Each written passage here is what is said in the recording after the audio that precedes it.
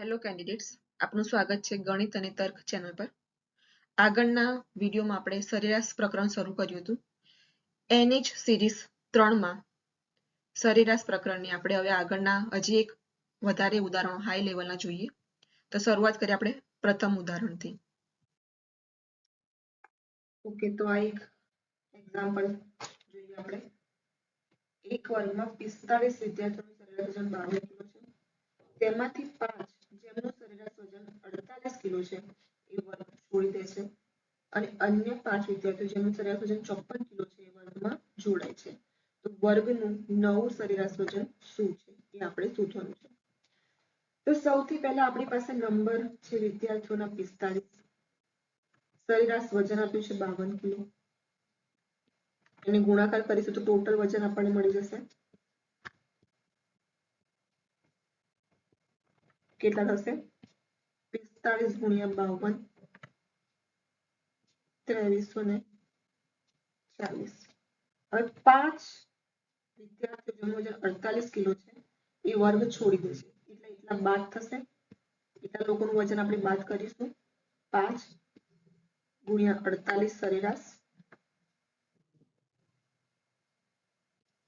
8 40 ને 24 બાદ કરીશું તો 0 0 1 2100. આ બાદ કરતા મળ્યા 40 વિદ્યાર્થીઓ. હવે બીજા 5 વિદ્યાર્થીઓ જોડાય છે જેનું સરેરાશ વજન 54 છે. તો કેટલા થશે? 270. તો નવું વજન કેટલું આવ્યું? હવે 0 7 3 2370. આ જે છે નવું જે વિદ્યાર્થીઓ જોડાયા એ બધાનું ટોટલ કરતા આટલું વજન આપણને મળ્યું. હવે આ ટોટલ વજન 2370 ભાગ્યા નંબર ઓફ વિદ્યાર્થીઓ કેટલા થશે? 45 થશે, કારણ કે 5 માઇનસ થાય એટલે જ 5 પાસે જોડાઈ રહ્યા છે. ઓકે, 5 વળી જશે આ 9 5 45, 5 24 7 અને 4. હવે 474 ભાગ્યા 9 કરીશું કેટલા આવશે? 52.66. આ આપણો જવાબ રહેશે. હવે આપણે એક્ઝામ્પલ જોઈએ. લગ્ન સમયે પતિ પત્નીની સરેરાશ ઉંમર 23 વર્ષની હતી. 5 વર્ષ પછી, એટલે 5 વર્ષ પહેલા લગ્ન થયા છે એ વખતની સરેરાશ ઉંમર આપેલી છે અહીંયા આપણને. 5 વર્ષ પછી તેમને 1 વર્ષનું બાળક છે. પરિવારની સરેરાશ ઉંમર શું છે આપણે શોધવાની છે. લગ્ન સમયે કેટલી હશે ઉંમર? બંનેને આપી છે 23 સરેરાશ ગુણ્યા 2 વ્યક્તિઓ જેટલા છે એટલા, 23 દુ 46. એટલે આ લગ્ન સમય હશે જે 5 વર્ષ પહેલાની ઉંમરનો સરવાળો છે. આપણે હાલની ઉંમરની સરેરાશ શોધવાની છે. હાલની ઉંમર કેવી મળશે? તો 5 વર્ષ પછી બંનેની ઉંમર કેટલી હશે? આમાં 10 પ્લસ થશે, 10 વત્તા થશે. પતિના 5 વર્ષ વધ્યા વત્તા પત્નીના પણ 5 વર્ષ વધ્યા એટલે કેટલા? ટોટલ વધારો કેટલો થયો? 10 વર્ષનો વધારો થયો 5 વર્ષ પછી. સમજાયું આટલું? પતિના પણ 5 વધ્યા વર્ષ, પત્નીના પણ 5 વર્ષ વધ્યા એટલે 10 એટલે 56 અત્યારે આવ્યું. અત્યારે હાલની ઉંમરનો સરવાળો એમનો 56 હશે 5 વર્ષ પછી. હજી 1 વર્ષનું બાળક છે એમનું એટલે 1 ઉમેરાયા એટલે ટોટલ કેટલું આવ્યું? 57. હાલની ઉંમરનો સરવાળો 57 આયા ભાગ્યા વ્યક્તિઓ કેટલા છે? પતિ, પત્ની અને બાળક. 3 જણ થશે એટલે 3 ભાગ્યા કર્યું એટલે સરેરાશ આપણે મળી 19. 19 જે આવ્યું સરેરાશ, જે આવ્યો આપણો જવાબ. ઓકે ઓકે, અહીંયા આપ્યું છે એક્ઝામ્પલ 4 નંબરોમાંથી. પ્રથમ નંબર બીજાના બમણા છે, બીજો ત્રીજાનો 1/3 છે, ત્રીજો ચોથા નંબરનો 5 ગણો છે અને સંખ્યાની સરેરાશ કેટલી આપી છે? 24.75. તો સૌથી મોટી સંખ્યા કઈ છે આપણે શોધવાની છે. તો સૌથી પહેલા આપણે જોઈએ તો પ્રથમ બીજાનો બમણો છે, બીજો પાછો ત્રીજાનો 1/3 છે અને ત્રીજો ચોથા નંબરનો 5 ગણો છે. તો સૌથી પહેલા આપણે ચોથો નંબરને આપણે જોઈશું કેટલા આવશે. સી અને ડી આ 4 નંબર છે. ધારો કે ડી જે છે એ x છે તો સી કેટલા થયા ત્રીજો નંબર ચોથા નંબરનો 5 ગણો છે 5x થયું. બી કેટલા આયા બીજો ત્રીજાનું 1/3 છે બીજો નંબર આ ત્રીજો જે નંબર છે એનો 1/3 છે ગુણ્યા 1/3 5x ભાગ્યા 3 અને પ્રથમ નંબર બીજાનો બમણો છે બીજો નંબર આપણને જે મળ્યો એ પ્રથમ નંબર કેટલો આવશે બમણો 5x ભાગ્યા 3 ગુણ્યા 2 એટલે 10x ભાગ્યા 3 આ આપણને 4 નંબર મળી ગયા x 5x 5x ભાગ્યા 3 અને 10x ભાગ્યા 3. હવે આ સંખ્યાઓની સરેરાશ આપણને આપી છે 24.75 તો સરવાળો કરીએ 10x ભાગ્યા 3 વત્તા 5x ભાગ્યા 3 વત્તા 5x વત્તા x બરાબર 24.75 એટલે આને આપણે 24.75 ભાગ્યા 100 રીતે લખી શકીએ ગુણ્યા 4 હવે 4 કેમ કર્યા સરેરાશ ગુણ્યા ટોટલ નંબર એટલે આપણને ટોટલ મળ્યું નંબરોનો સરવાળો મળ્યો એ સૂત્ર પ્રમાણે જે આપણે આગળ કર્યા હતા એ ડાયરેક્ટ મેં 4 અહીંયા ગુણાકારમાં કરી લઈ દીધા છે બરાબર. હવે ધારો કે આ 15x લઉં છું 15x ભાગ્યા 3 વત્તા 6x આને 25 વડે અહીં ઉડાવી આપે 2475 અને ભાગાકાર કરીએ 25 વડે તો કેટલા આવશે 99 આવે છે 5 તરી 15 5x વત્તા 6x 11x બરાબર 99 એટલે x બરાબર 9 99 ભાગ્યા 11 એટલે 9 આવી ગયા ઓકે તો આપણને x ની વેલ્યુ મળી ગઈ છે હવે ઓકે તો આપણે હવે નંબરો પુટ કરીએ x ની વેલ્યુ મળી ગઈ છે એટલે 9 આવી છે તો સૌથી પહેલા ચોથો નંબર કેટલો થશે 9 થશે 9 ત્રીજો નંબર કેટલો થશે 5x 5 9 45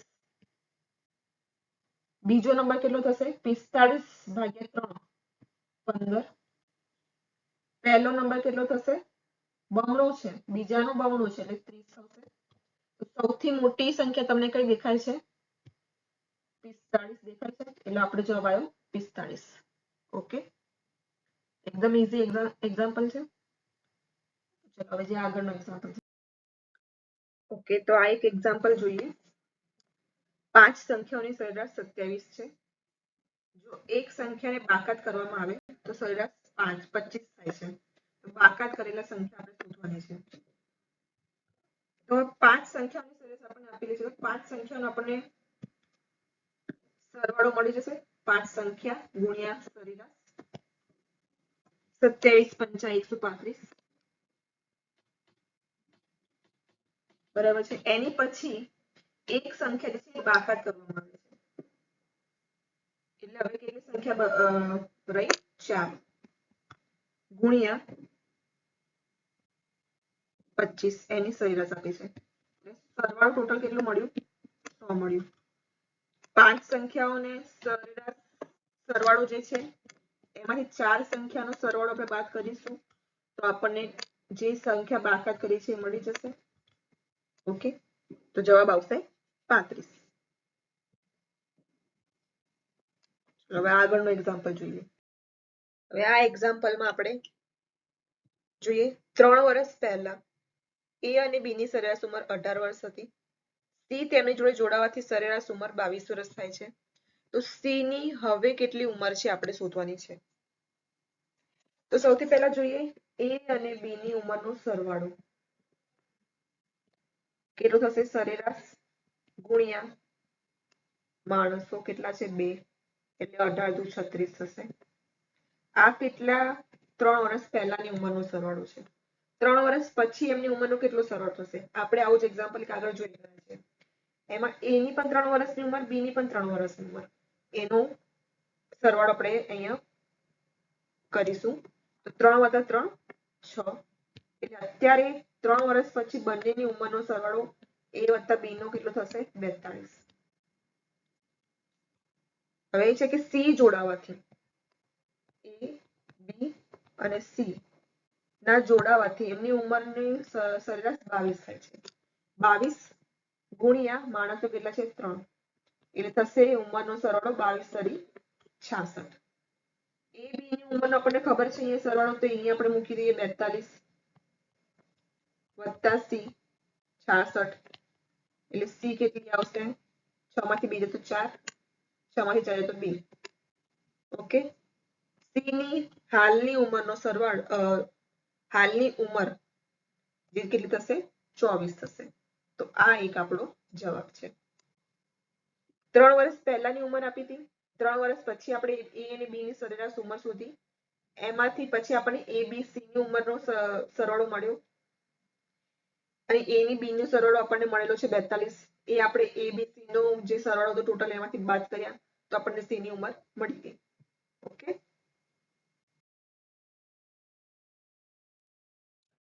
આ એક્ઝામ્પલમાં આપણે આગળ જોઈ ગયા એ પ્રમાણેના જ એક્ઝામ્પલ છે.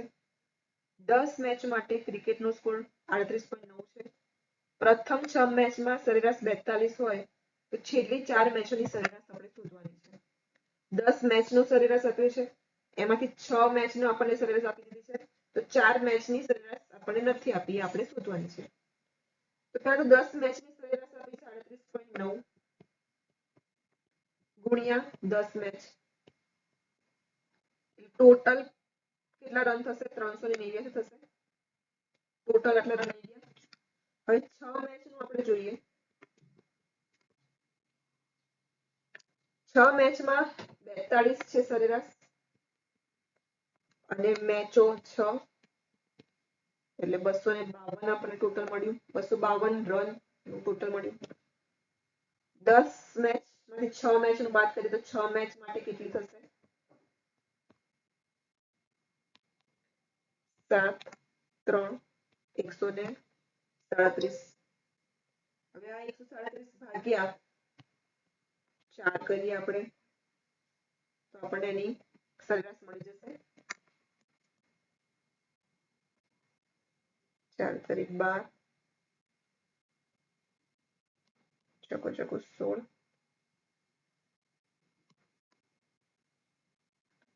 4 દુ 8 2 ને 5 34.25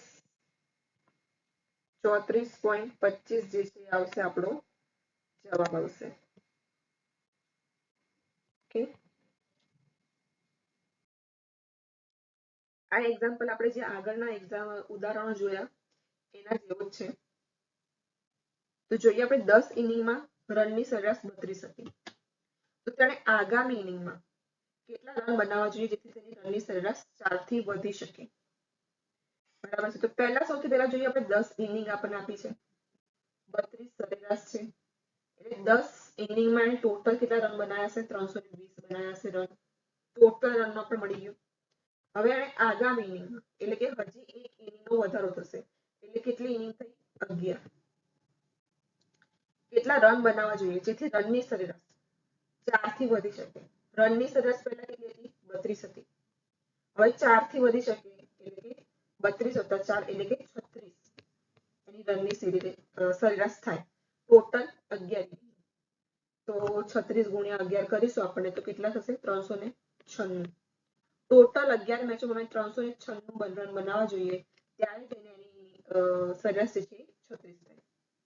તો આપણે 11 ઇનિંગના ટોટલમાંથી 10 ઇનિંગનો ટોટલ બાદ કરીશું તો આપણને જે એક ઇનિંગમાં કેટલો રન બનાવવો જોઈએ એ મળી જશે 396 - 320 એટલે કે 76 રન બનાવવા જોઈએ જે ઇનિંગ બાકી રહી એમાં. તો આ એક આપણો આન્સર થશે.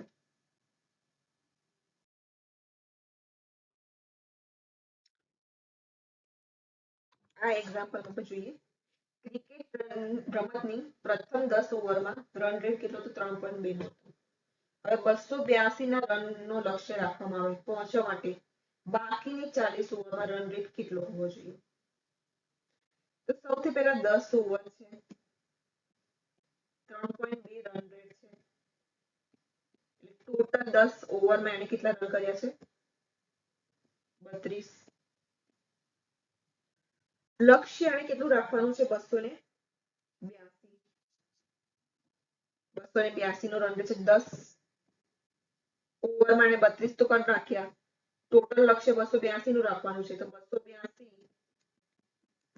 10 ઓવરના રન જે 32 બાદ કરીએ તો કેટલા રહેશે? 0, 5, 250. આટલા 250 જે છે એને રન બાકીની 40 ઓવરમાં કરવાના છે. 250 ભાગ્યા 40, 0 0 ગયા, 6 ચોક 24,